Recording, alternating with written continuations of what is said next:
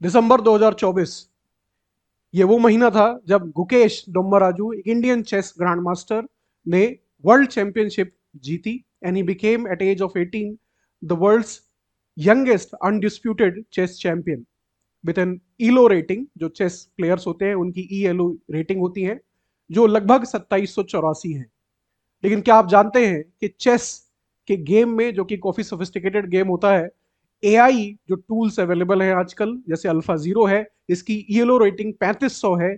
They can defeat Dommaraju very easily. और अगर आप एस्टिमेट की बात करें तो 90% चांस ये है, 99% चांस ये होगा कि अगर डोम्माराजू और चेस अल्फा जीरो मैच खेले तो अल्फा जीरो जो है वो विजयी होगा। सो ये जो दुनिया हमारी एआई की है जिसमें आज हम जी रहे हैं, it has posted us a very profound question कि क्या जो नौकरियां हैं वो एआई खा लेगा या फिर उनको और ज्यादा बढ़ाने में कंट्रीब्यूट करेगा। सो आज इसके ऊपर हम बात करने वाले हैं कि नौकरियों का भविष्य क्या है एआई के काल में जिसमें हम जी रहे हैं। सो मोदी साहब, the Indian prime minister, recently went to AI action summit, जो कि फ्रांस में हुई 10 से 11 फरवरी के बीच में। ये तीसरी एआई एक्शन समिट थी जो पहले कोरिया और इंग्लैंड में हो चुकी है। इंडिया ने इसको को चेयर किया और अगले साल की जो समिट होने वाली है वो इंडिया में होगी। इस समिट के अंदर मोदी साहब ने एक भाषण दिया है जो काफी ज्यादा वायरल हुआ और जिसके बेसिस पे आज हम ये क्लास कर रहे हैं। उसमें उन्होंने बात की कि कैसे AI will transform the job scenario. उन्होंने ये बात कही कि एआई जो मोस्ट फियर्ड डिसरप्शन है वो लॉस ऑफ जॉब्स है, लेकिन यहां पे उन्होंने सकारात्मकता दिखाई और कहा कि ऐसा नहीं होगा। एआई जो एक टेक्नोलॉजी है, प्रीवियस जो टेक्नोलॉजीज थी उनके कंपैरिजन में एक नई टेक्नोलॉजी जरूर है, लेकिन जैसे पिछली टेक्नोलॉजीज ने इंसान के लिए काम आसान किया और नौकरियों में वृद्धि की, ऐसा ही एआई भी करने वाली है। तो ये सोचना कि एआई नौकरियां खा लेगा, ये बिल्कुल भी सही नहीं है। हालांकि वर्कर्स को अपस्किल करना होगा, उनको रीस्किल करना होगा, लेकिन जॉब्स जो हैं वो बची रहेंगी। तो यहां पे जो कोर बात हमारे सामने है उसको समझना ज्यादा जरूरी है डीप में, कि टेक्नोलॉजी होती क्या है। टेक्नोलॉजी क्या होती है? It's a use of scientific knowledge to create tools, machine and systems that make life easier and solve problems. तो थ्री इडियट का उसी में याद है जब प्रोफेसर साहब पूछते हैं कि मशीन क्या है, और आमिर खान का जो कैरेक्टर है वो जवाब देता है कि जो हमारी लाइफ को इजी कर दे। बटन मशीन है, फैन मशीन है, पैंट की जिप जो है वो मशीन है। ऐसे ही यहाँ पे जो टूल्स और मशीन्स टेक्नोलॉजी के माध्यम से आते हैं, चाहे वो फैन हो, चाहे वो एसी हो, या फिर अगर हम बात करें इलेक्ट्रिक पंप की बात कर लें, या फिर जो गैस हमारे घरों में आ रही है, ये सब कुछ टेक्नोलॉजी बेस्ड चीजें हैं। इससे हमारी लाइफ जो है काफी आसान हो गई है, कंफर्टेबल हो गई है। तो टेक्नोलॉजी की अगर हम बात करें, शुरुआती जो ह्यूमन इवोल्यूशन होता है, तो पहली टेक्नोलॉजी जो सबसे प्रोफाउंड जिसका इंपैक्ट था वो थी इन्वेंशन ऑफ फायर। यस, आग ने एक तरीके से हमारा जो ह्यूमन सोसाइटी है, जो समाज है मनुष्य का, उसको एक दिशा दी। और मॉडर्न वर्ल्ड में जो पिछले 300 साल की जो मॉडर्न हिस्ट्री है उसमें अगर हम बात करें तो टेक्नोलॉजी ने इस एरा को डिफाइन किया है। मॉडर्न वर्ल्ड जो पिछले 300 साल पुराना है उसमें अगर हम बात करें तो पहला इंडस्ट्रियल रेवोल्यूशन जो हुआ 1760 से 1840 के बीच में हुआ, इसमें मैनुअल लेबर से हम मशीन लेबर की तरफ आ गए। मोस्टली ये ब्रिटेन के अंदर हुआ, जिसकी वजह से ब्रिटेन ने दुनिया भर के ऊपर कब्जा भी किया। ये भी उसका एक बहुत इंपॉर्टेंट कॉन्सिक्वेंस है। तो बहुत सारे इनोवेशन हुए, स्टीम इंजन, जो आज हम रेलवे में बैठते हैं, छुक छुक गाड़ी, मैकेनाइज टेक्सटाइल, मैन्युफैक्चरिंग की अगर आप बात कीजिए, मैनचेस्टर जैसे उनके जो शहर थे वो कंप्लीटली ट्रांसफॉर्म हो गए। और आयरन प्रोडक्शन ने उनके लिए नए एवेन्यू इंडस्ट्रियलाइजेशन और अर्बनाइजेशन के लिए, शहरीकरण के लिए खोले। और जेम्स वॉट जैसे इन्वेंटर्स ने कंप्लीटली जो है इसको रिवोल्यूनाइज कर दिया, रिवोल्यूशन एक लेके आए वो। और स्टीम इंजन जो था उसने कंप्लीट ट्रांसफॉर्मेशन किया, कैसे लोग ट्रेवल करते थे, फंडामेंटली वो चीज चेंज हो गई। 1769 की बात है जब पहला डेमोन्स्ट्रेटेबल इंजन आया, और 1853 में भारत में पहली ट्रेन चली। और ऐसा कहा जाता है कि Indian nationalism was also a product of Indian railways. Indian railway जहां जहां गई, भारत के जो राष्ट्र की जो भावना थी, सद्भावना थी आपस में नागरिकों के बीच में, वो फैली। तो फर्स्ट इंडस्ट्रियल रेवोल्यूशन ने नींव रखी, और दूसरा इंडस्ट्रियल रेवोल्यूशन 1870 से 1914 के बीच में आया, जब इलेक्ट्रिसिटी, स्टील, फैक्ट्रियों में प्रोडक्शन जो है तेजी से शुरू हुआ। इलेक्ट्रिसिटी ने कंप्लीट ट्रांसफॉर्मेशन सोसाइटी के अंदर लाया। और अगर हम बात करें, असेंबली लाइंस बनना शुरू हुई, टेलीफोन्स का इन्वेंशन हुआ, रेल रोड्स जो हैं बनने बड़े स्केल में, बड़ी मात्रा में शुरू हुए। इसके अलावा अगर आप देखें, एक बहुत ही इंपॉर्टेंट जो इन्वेंशन यहां पे होता है, and that is the bulb. Yes, so Thomas Edison का जो बल्ब था, incandescent light bulb 1869, this was also a very transformative invention.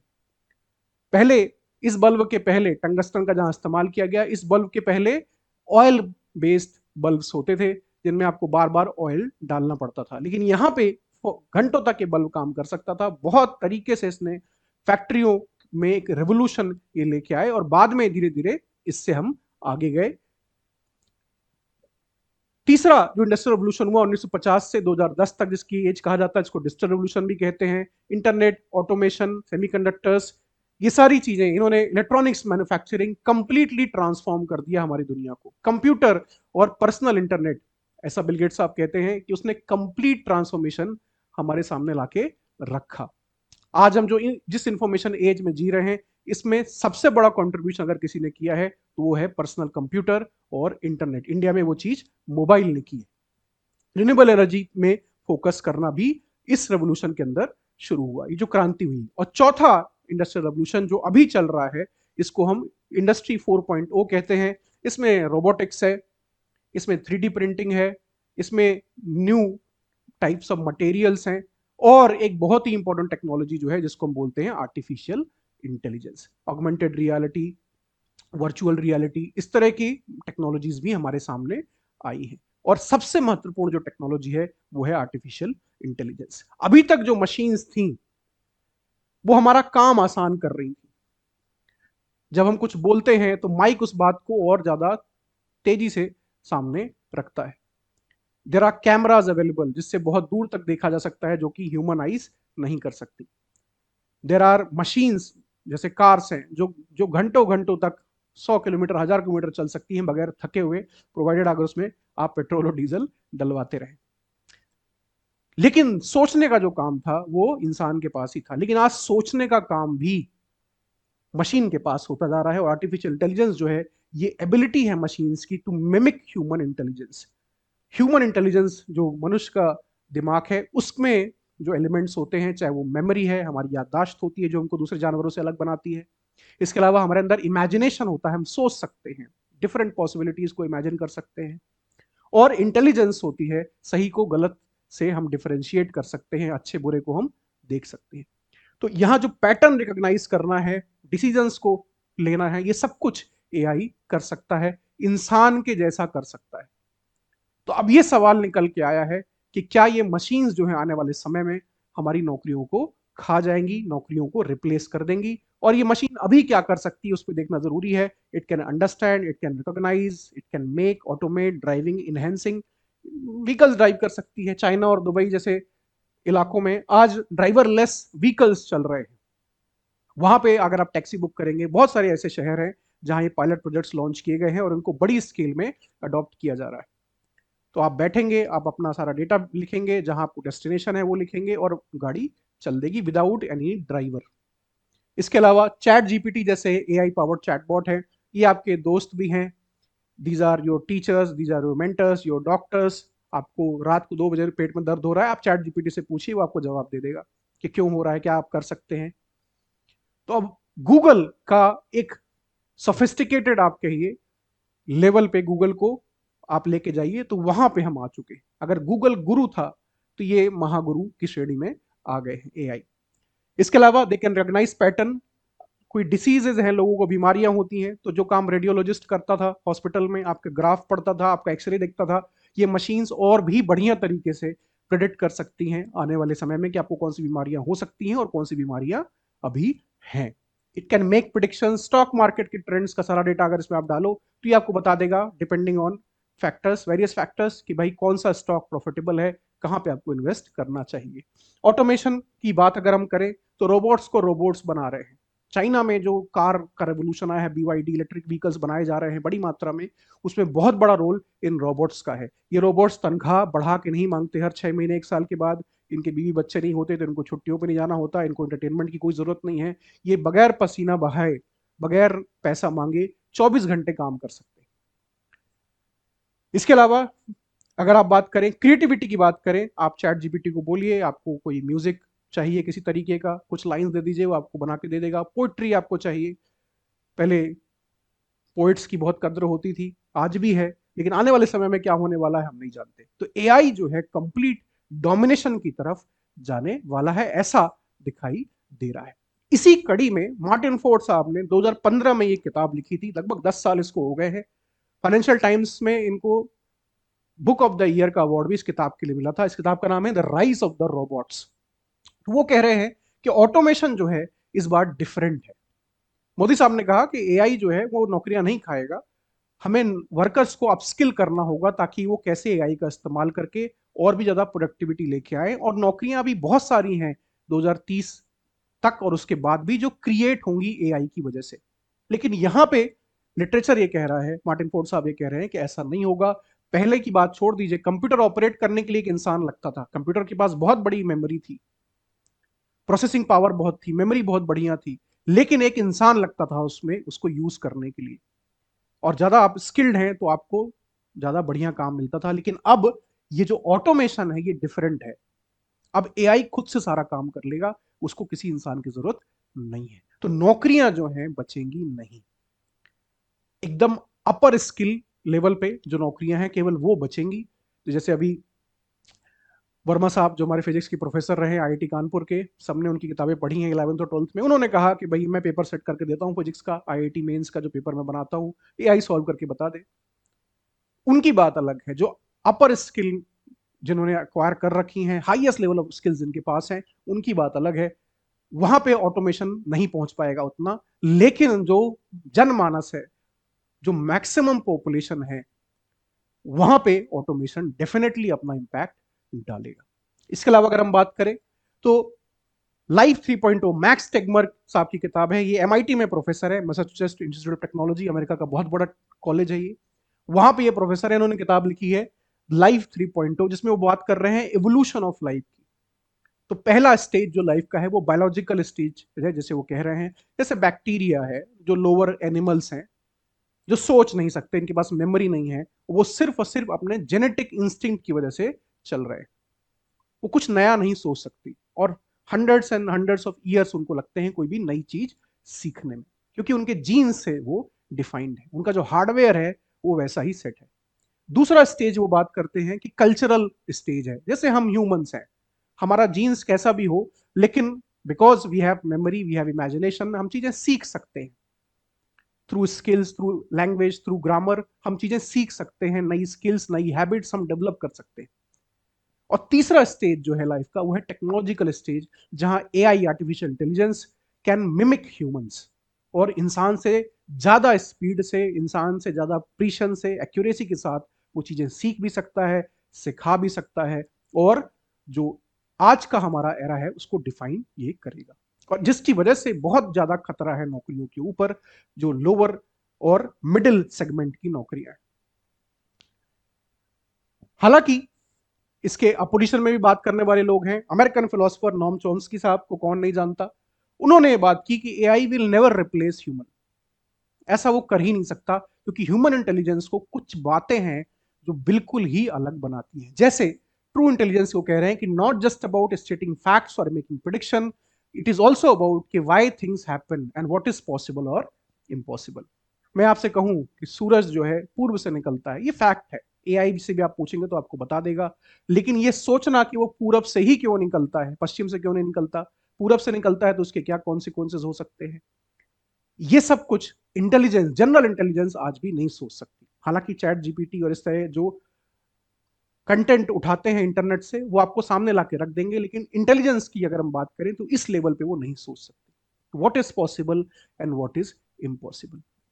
True intelligence means being able to think beyond obvious facts and come up with unexpected but meaningful ideas.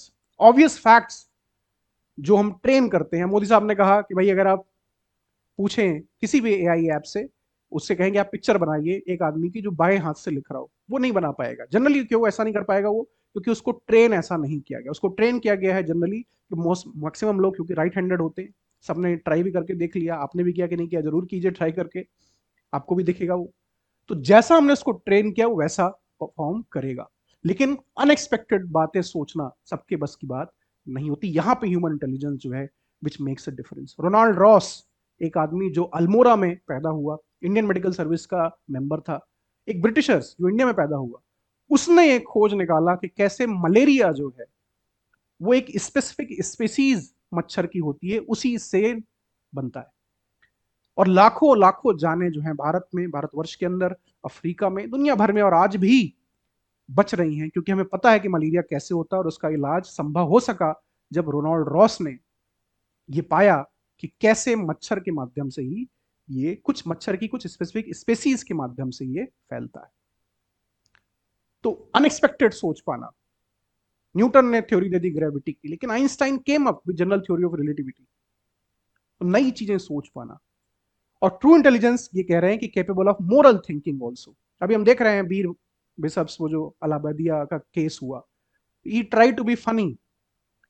तो जो creativity है उसको उसने constant के साथ नहीं देखा, कंस्टेंट हटा ली, तो आज जो उसको सामना करना पड़ रहा है वो करना पड़ रहा है। तो क्रिएटिविटी विद कंस्टेंट एआई के पास नहीं होगी। एक व्यक्ति ये सोचेगा, कोई न्यूक्लियर इंजीनियर है, कि भाई मिसाइल दागने से पहले, डिपेंड डजंट मैटर कि किस देश की आर्मी में है, कि इसके क्या कॉन्सिक्वेंसेज होंगे। कई बार बटन दबते दबते रह गई है दुनिया भर में, न्यूक्लियर वॉर छिड़ते छिड़ते रह गई है, क्योंकि एन मौके पे इंसान ने जो बटन दबाने वाला था उसके हाथ पैर कांप गए।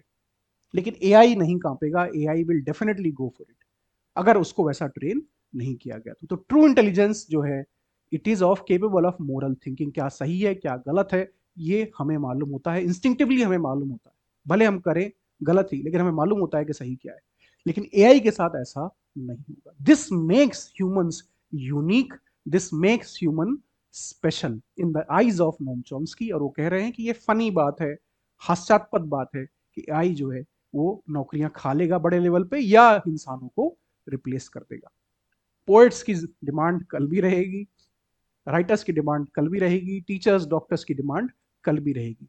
लेकिन यहां पे जो बात हमारे सामने आती है कि कैसे हम उसको ट्रेन करेंगे और किस डायरेक्शन में दुनिया जा रही है, क्योंकि इंपैक्ट तो देखिए इसका होने वाला है और नौकरियां भी ये खाएगा, there is no doubt at all.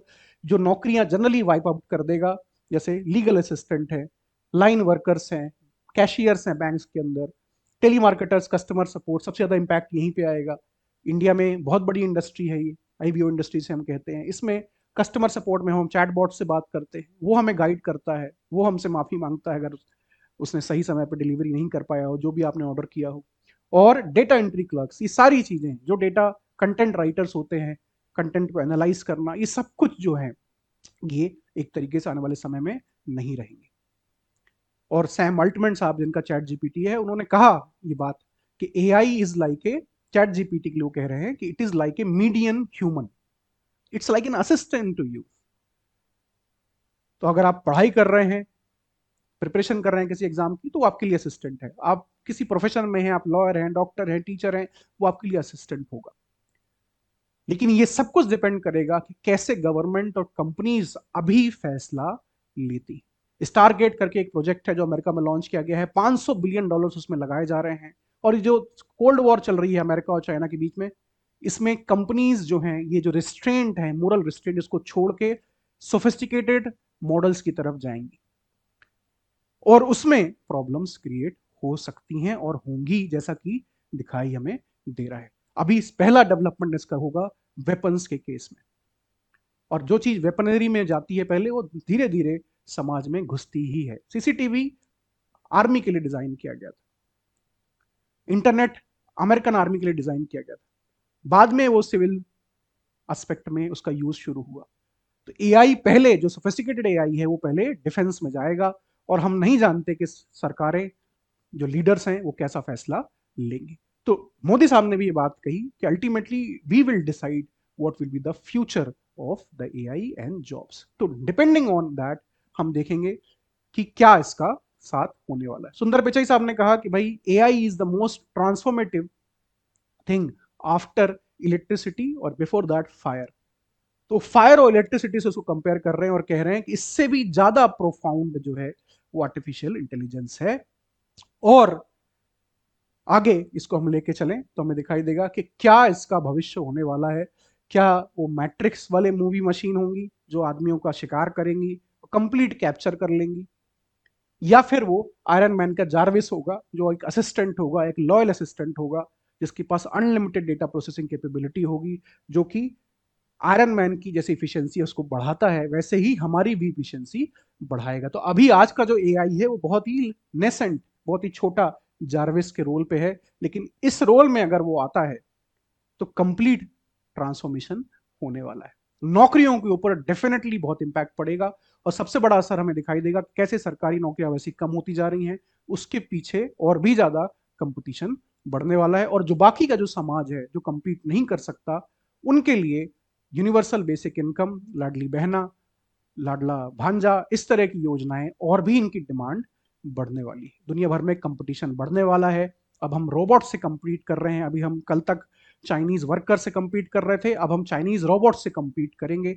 तो जो समाज बूढ़े होते जा रहे हैं, जापान है, चाइना है, यूरोप है, इनके लिए एक अच्छी चीज है। लेकिन जो समाज आज भी जवान है, हमारा डेमोग्राफिक डिविडेंड देखिए, हमारी एवरेज एज आज भारत की 28 साल है, तो हमारे लिए बहुत ही खतरनाक बात होगी। हमारे पास million and millions of drivers हैं, इसीलिए नितिन गडकरी साहब ने कहा कि हम यहाँ पे ये जो एआई पावर्ड टैक्सीज हैं उनको अलाउ नहीं करेंगे। लेकिन कब तक आप इसको रोक के रखेंगे, ये सवाल हमारे सामने बना हुआ है। So what do you think? Do you think AI will replace the jobs?